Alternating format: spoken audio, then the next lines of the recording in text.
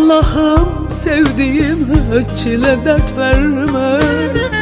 İstersen her gün bana bin azap versin.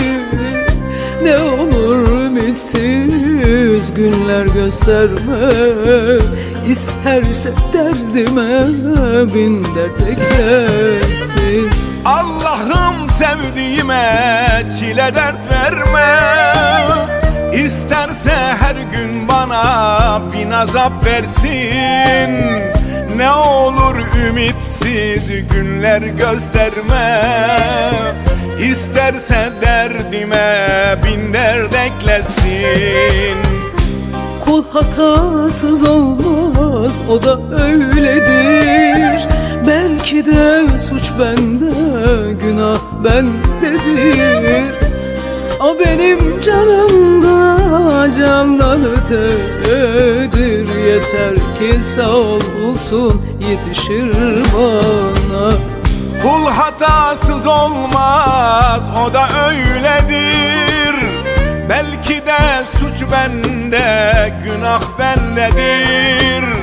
O benim canımda candan ötedir.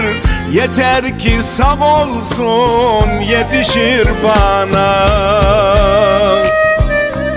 Bin türlü isyanda olsa dilimde, yaşama sevincimi alsa da elinde. Bilsem ki huzur vermez bana kabrimde, yine de severim zalim olsa da. Yine de severim kalpsiz olsa da.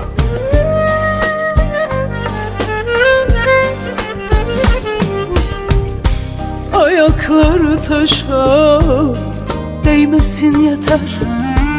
Yerine ölürüm yaşasın yeter. Ayda yılda yüzünü göreyim yeter. İsterse yıllarca sormasın beni.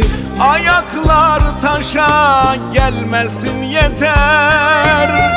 Yerine ölürüm yaşasın yeter. Ayda yılda yüzünü göreyim yeter. İsterse yıllarca sormasın beni. Kul hatasız olmaz, o da öyledir. Belki de suç bende, günah bendedir. O benim canımda candan ötedir. Yeter ki sağ olsun yetişir bana. Kul hatasız olmaz, o da öyledir. Belki de suç bende, günah bendedir. O benim canımda candan ötedir. Yeter ki sağ olsun yetişir bana.